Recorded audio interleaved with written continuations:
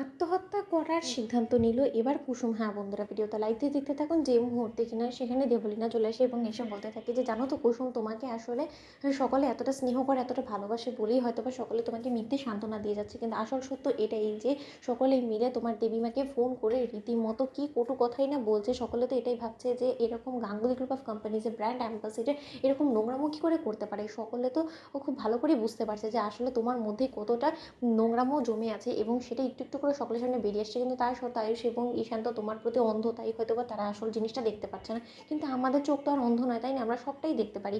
তোমার জায়গায় যদি আমি হতাম না, তাহলে সকলকে চিরকালের জন্য তোমার এই নোংরা কর্মকাণ্ডের জন্য, অসম্মান হওয়ার হাত থেকে সকলকে রেহাই দেওয়ার জন্য আমি হয়তো বা সুইসাইড অ্যাটেম্প করতাম। জানো তো, তুমি তো এখনও পর্যন্ত দিব্যি দেরি করে ঘুরে বেড়াচ্ছ। লজ্জা করে না তোমার? এই মুখ দেখাও কী করে তুমি? ঠিক সেই মুহূর্তে এক পর্যায়ে কাঁদতে কাঁদতে যখন কুসুম সেখান থেকে চলে যায়, ঠিক সেই মুহূর্তে ঈশান বলতে দেখছি কী ব্যাপার, কুসুম এতটা কাঁদছে কেন, কী হয়েছে ঠিক? অন্যদিকে দীপালি বলতে থাকে যে এই কুসুম তোর কী হলো, তুই এরকম আর কাঁদছিস কেন?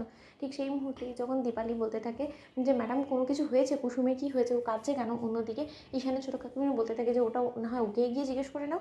ঠিক সেই মুহূর্তেই যখন অবশেষে কুসুম দরজা লাগিয়ে বলতে থাকে যে না, এই মুখ আর আমি কোনোদিনও কাউকে দেখাবো না। আমার জন্য যখন গাঙ্গুলি পরিবারের সকলকে এতটা অপমান, অসম্মান, লাঞ্ছনা, গঞ্জনা সহ্য করতে হচ্ছে, তার থেকে বরঞ্চ আমার মরে যাওয়াটাই বেটার। কারণ আমি এমন কি মেয়ে যে আর কিনা এই পৃথিবীতে বেঁচে থাকতেই হবে। আমি যতদিন বেঁচে থাকবো ততদিন এরকম করে সকলকে হেনস্থা হতে হবে আমার কারণে, এবং আমার কারণে দেবী মায়ের কোনো রকম কোনো অপমান, অসম্মান হোক সেটা আমি কোনোভাবেই সহ্য করবো না। এর থেকে বরঞ্চ এই পৃথিবী থেকে আমি চিরকালের জন্য বিদায় নিয়ে নিই। এতে করে আমার বাবাও অন্তত অসম্মানের হাত থেকে বেঁচে যাবে।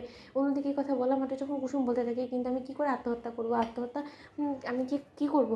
অন্যদিকে কুসুম যখন অবশেষে নিজের হাতে ছুরি দিয়ে আঘাত করে যখন হাতের রগ কেটে ফেলে এবং কুসুম বলতে থাকে যে বাবা, তুমি আমাকে পারলে ক্ষমা করে দিও, আমি আর ধৈর্য ধরে নিজেকে সামলাতে পারলাম না, আমি চিরকালের জন্য তোমাদেরকে মুক্তি দিয়ে গেলাম। অন্যদিকে কথা বলে যখন কুসুম অবশেষে অজ্ঞান হয়ে মেঝেতে পড়ে থাকে, ঠিক সেই মুহূর্তেই ঈশান চলে আসে এবং ছোট বলতে থাকে যে দিদি তোর কী হয়েছে, দিদি হ্যাঁ দিদি তোর হাত থেকে রক্ত বেরোচ্ছে কেন, দিদি বল না। ঠিক সেই মুহূর্তে ঈশান বলতে থাকে যে কুসুম কুসুম এই তুমি কী করলে, কুসুম তুমি হাতের রক্ত কেটেছো কেন, কুসুম তুমি আমার কথা শুনতে পাচ্ছ, কুসুম? অন্যদিকে যখন ছোট বলতে থাকে যে আমার দিদিটা কি মরে গেল, আমার দিদি কি বাঁচবে না? অন্যদিকে যখন ঈশান বলতে থাকে যে একদম ছোটো, তুই ভয় পাবি না, আমি আছি তো, আমি তোর দিদিকে বাঁচাবো। অন্যদিকে যখন অবশেষে গাঙ্গুলি হাউসে কুসুমের আত্মহত্যা করার কথাটা খবর পাঠানো হয়, ঠিক সেই মুহূর্তে সকলে ছুটে আসে এবং বলতে থাকে যে শীঘ্রই কুসুমকে এক্ষুনি হসপিটালে নিয়ে যেতে হবে, নয়তো কুসুমকে বাঁচানো যাবে না, কুসুম সেন্সলেস হয়ে পড়েছে, না জানি মেয়েটা কখন এই অঘটনটা ঘটিয়েছে। অন্যদিকে যখন আয়ুষ সেখানে ছুটে আসে এই খবর শোনা মাত্র এবং বলতে থাকে যে ঈশান তুই তাকিয়ে দেখছিস কি, ওকে এক্ষুনি হসপিটালে নিয়ে যেতে হবে। ঠিক সেই মুহূর্তে ঈশানের ছোটো কাকিমণি বলে ওঠে যে মরেছে, মরতে দাও না বাবা শান্তিতে, কি ও মরতেও পারবে না, সেই অধিকারটুকু কি ওর নেই বলো তো? কী আর করবে, কাকেই বা এই মুখ দেখাবে বলো তো? বন্ধুরা, লাইক, কমেন্ট, শেয়ার করে সাবস্ক্রাইব করো।